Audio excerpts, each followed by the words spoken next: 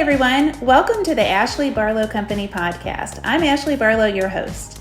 If you are a parent, a teacher, or someone who works at a school, or you're a community member, a volunteer, or a staff member at an organization that supports people with special education plans, a coach, a tutor, or even a grandparent, you're in the right place. Sit back with an ice cold glass of lemonade, put on your walking shoes and grab some headphones, roll down the windows and cruise. Ready, set, go. Educate, advocate, collaborate. Welcome back to the Special Education Advocacy Podcast with Ashley Barlow. I'm Ashley Barlow, and I'm so happy you're here. Today we're going to talk about one of the 3 templates that I have in my back to school communication template. If you've been here long enough, you know that we preach communication, communication, communication here at Ashley Barlow Company. I really do think that communication is the foundation to successful advocacy. I think so much about life is simply about communication, about sharing our interests, our positions, our feelings, our experiences. So much can be solved if we just communicate. And like it or leave it, we just flipped the calendar to August. And what that means is we're all thinking about going back to school. If you live someplace that doesn't get out of school until June, I know you're still thinking about it because I know that as you flipped your calendar, you saw the Labor Day weekend at the end of August 2022. And I think August is just kind of a new time to be thinking about flipping the page to that routine and the sports schedules and all of the stuff that comes along with back to school. If you aren't thinking about it, get yourself to the pool or the beach, save this episode, and come back to it in a month. Talking about new beginnings, I'm actually reading a book right now that was recommended to me by a client, and I'm liking it quite a bit. It's called When: The Scientific Secret of Perfect Timing. The author is Daniel Pink. And the chapter that I read today was really interesting and got me thinking about the beginning of school. So the book's about a person's efficiency vis-a-vis the time of day. So there's a lot about, when you can make critical thinking decisions and when you should schedule things that involve creativity and that sort of thing. And I've learned quite a bit, and it actually does seem pretty true to my experiences and to the way that my body works. So I'm enjoying the book quite a lot, and hopefully it continues to make me even more productive. We should pause here and just another casual reminder that my body is still recovering from COVID, and so I wish I could do something about the throat clearing, but I just can't. We're still working our way through it. Excuse me. And so this book, though, in what I read today, was talking about how turning over a new leaf, turning the page on the calendar, or some kind of new beginning actually does scientifically make people more productive. And I found that to be so super interesting.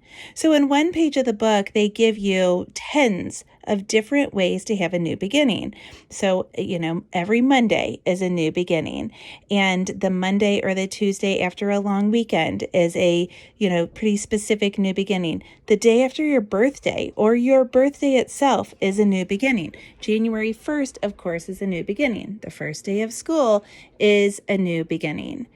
And scientifically speaking, we are more productive when we are thinking about new beginnings. And so that's kind of my pep talk to you to say, even if you think that your communication has not been good and you have a senior in high school that's on an IEP, it's never too late to start.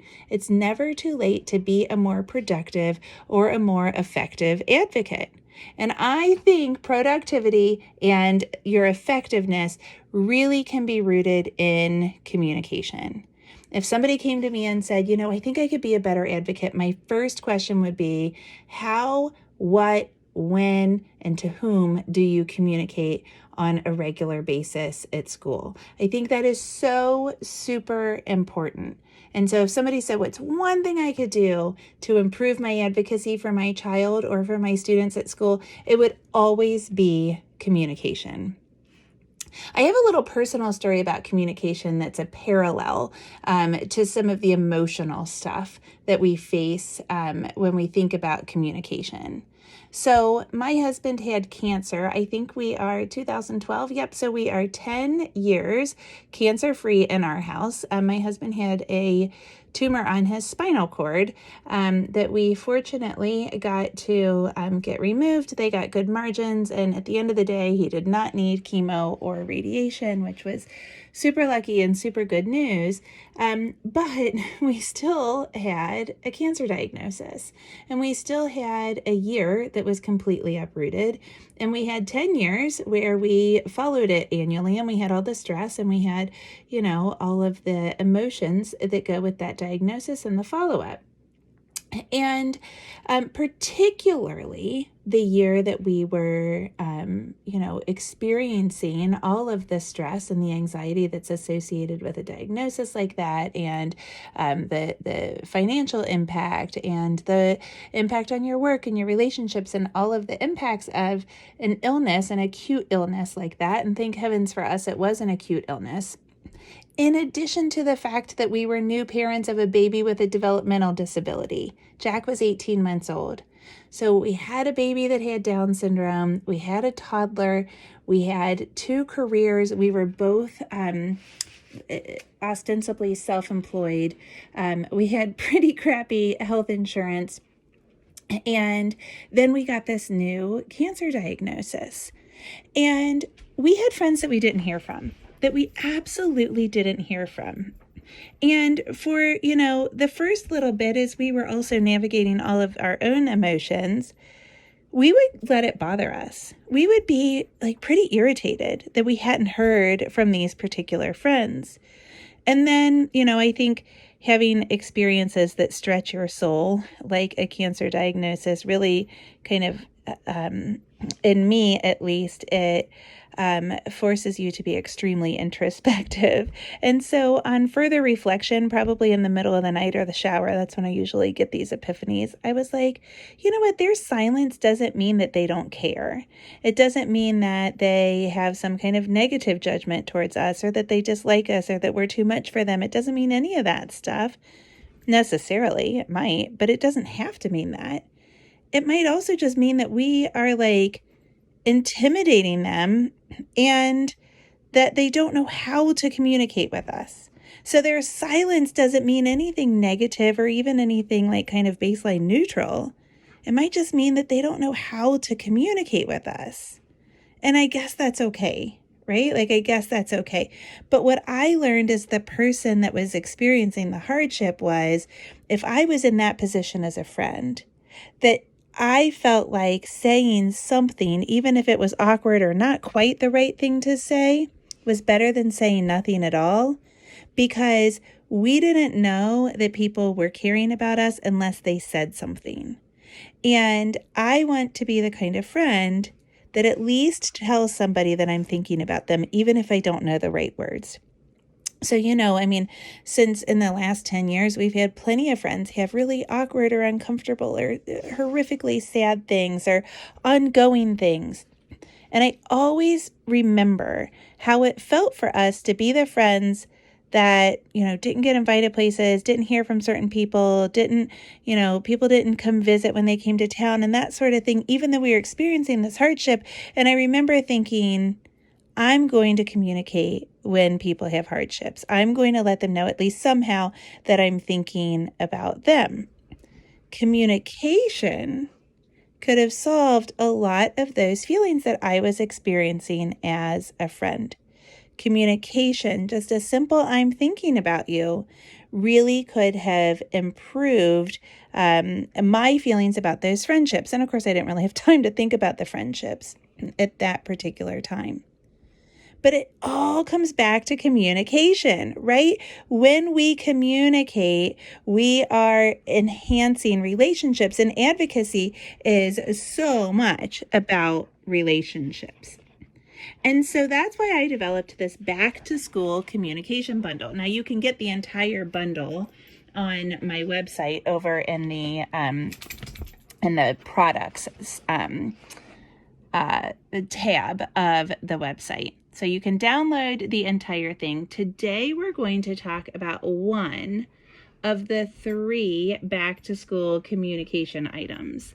And the thing that we're going to talk about is those All About Me books. So I'm a big proponent of the All About Me book. I have a freebie about All About Me books on my website. And of course, there is a template for the All About Me book, and much more than what's available in the freebie in the paid product, this back to school communication bundle.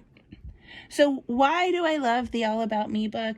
Well, it kind of goes back to me being a teacher and kind of like trying to figure everybody out.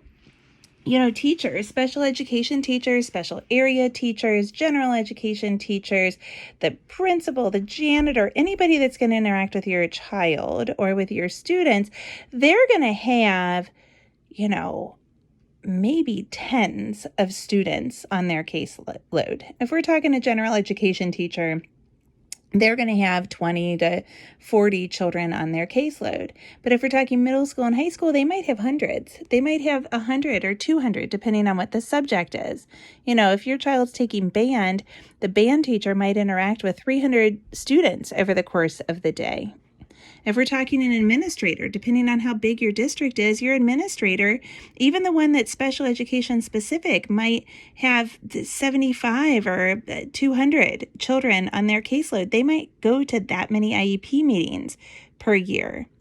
And particularly if you're new to the district or new to a grade or new to a school, a lot of these people don't know your children. I always tell my clients that I don't live with them. They're going to have to give me a little bit of extra time and a little bit of extra words so that I really understand their interests and their values and their children. Same thing applies to the teachers. The teachers don't live with you. They don't know your child. They don't know how your child's diagnoses affect your child. They don't know what your goals are for your child. They don't know these things. And really, truly, I remember that when I was a teacher for the first 3 years, which were my only 3 years, my goal was to know everybody's name by Halloween. Everybody's name. Not their parents' name, not that their grandma picked them up on Tuesday, not that their medicine wore off at 10:45 a.m., not that they couldn't have, Benadryl in case of an allergic reaction because they couldn't fall asleep because of their sleep apnea. Just names. That was my goal, names. And then add on to that all of the beautiful complexities that our children with disabilities have. And you think, well, I'm going to have to do something for these people to know my child. And of course, there's a fiduciary duty to keep children safe, and teachers are good teachers. And I myself certainly kept everybody safe and knew those particular safety precautions. But I'm just talking as a general goal. I wanted to know everybody's name. And so when you think about all the beautiful complexities that you not only want for your children's teachers and support staff to know, but things that they need to know, why not be proactive in communicating them? So today I have for you 3 tips for making your All About Me book.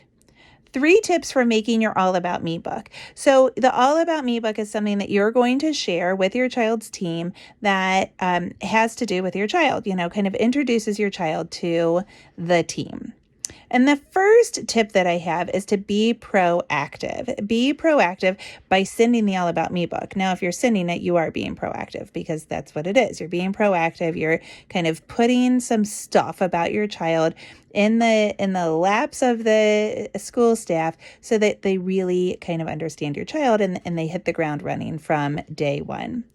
But what I mean about being proactive is giving information that you think would be helpful to know before the school year starts. So I have, in fact, started updating Jack's All About Me book. And I am listing out all of Jack's kind of newer or pretty egregious behaviors that I think would be problematic for a child with typical needs in the school. So one of the things that Jack has been doing recently that makes me incredibly uncomfortable, and I know would make people in a school feel incredibly uncomfortable, is he makes that kind of sign where you kind of like cross your hand over your neck. If you water ski, it means like kill the engine, I'm finished water skiing. But I think it actually might mean like kill. It's like your finger across your neck. We the strategy that we've used to get this finished is we have deleted YouTube from every electronic device in our house, and we are trying to figure out how to do that from our TVs, because I think that's coming from YouTube. And of course, we're talking to him about it deliberately, but largely ignoring it because that's what seems to be working the best. But I want them to know that Jack has been doing this as recently as summer of 2022, because it doesn't mean that he wants to kill somebody. It doesn't mean what it's largely known to mean.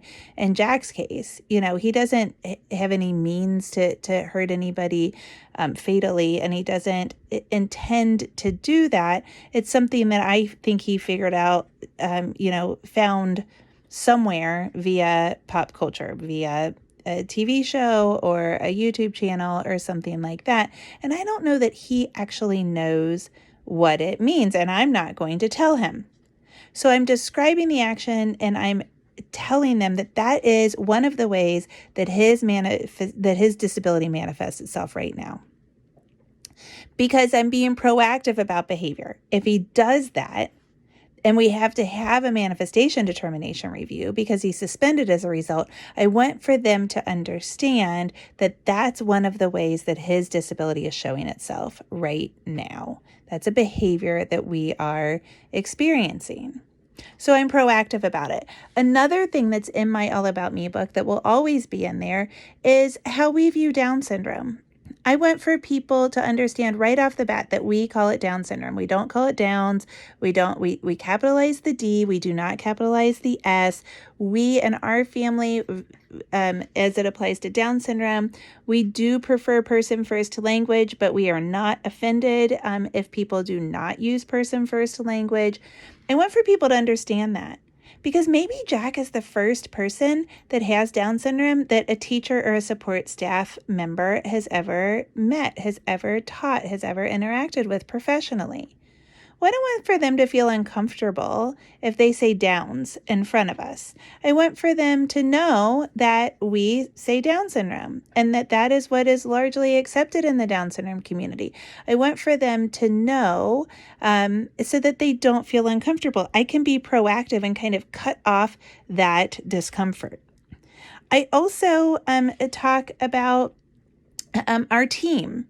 So I give an introduction to myself and to my husband and Jack's brother, Griffin, so that they know a little bit more about our family. And maybe you can glean a little bit more of information if you know that Jack's mom is an attorney and that Jack's dad works in the industry where he works, and that, even just that his brother's a swimmer. Those things are all very important.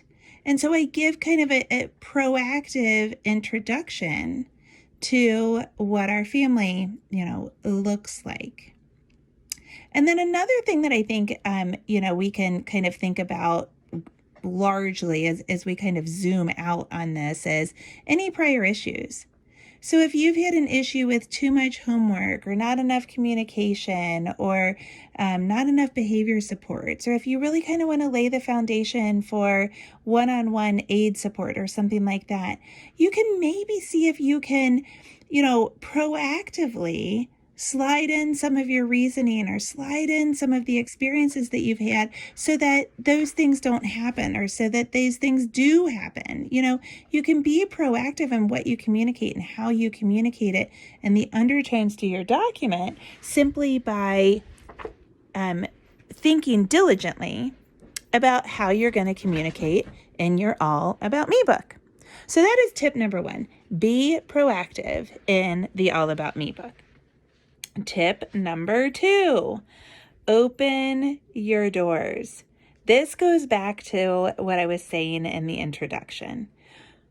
We don't live with you. I don't know my clients' interests and values. I don't know much about children's profiles. I don't know this stuff until I actually ask a bunch of questions. And similarly, teachers and school staff don't know your children. They don't know them until they experience it. And if we don't tell them, then we have to rely on our kids to tell them or to show them, to learn by experience. And what I always say is, kids don't come with books, but actually our kids do. They do come with books. In my case, Down syndrome is the most commonly occurring developmental disability. So we know a lot about how Down syndrome oftentimes presents. We know what to look for. We have health guidelines. We have these things. Why not share them? Why not share the pertinent stuff with the school staff so that they can hit the ground running? So open your doors. It will help the school get to know your child better. So what's that mean? Introducing, in that All About Me book, introduce your family. Talk about therapies that you do. Coco, I cannot get Coco away from me. So you're going to hear the panting of a black lab, I fear. And so I'm just going to go ahead and tell you now.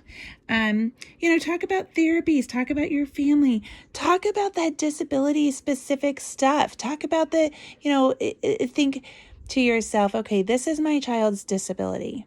How does that manifest itself? How does that look in Jack? What's Down syndrome look like in Jack Barlow? What does ADHD look like in Jack Barlow? What does sensory processing disorder look like in my child? And what do I do to support my child at home? What have prior teachers done to support my child at home? What do outside therapists do that really works? Open your doors. The goal of this is to help the teachers help your child. Yeah, sure. Do you feel like you're leaving them the ultimate babysitter guide? Absolutely you do. But if you do this when your child is staying with a babysitter from 5 to 9 p.m., then you certainly should do it when your child is going to school for 9 months out of the year. So open your doors. That is tip number 2. And then tip number 3 is how you disseminate this information. I say that you should disseminate it. You should share the All About Me book with anybody who is going to interact with your child at school. So that's going to be your general education teachers, your special education teachers, your related service professionals like your OT, PT, speech therapist, the music therapist, the orientation and mobility support people. Share it with all of those people. Administrators, support staff, the cafeteria workers, anybody that you think is going to have direct contact with your child. Why? Because it saves everybody a lot of communication. And why not be as proactive as possible? Why not put your spin on this as much as you can? Why not take everything by the reins and set everybody up for success? And then if there's problems, and there's going to be problems, that no school year goes perfectly smoothly from start to finish. But at least you can come back and say, you know what, remember that All About Me book? So this is what I meant when I said blah, blah, blah. Remember that All About Me book? Actually, if you go back to page 6, you're going to see the sensory diet that we use and the way that we use it.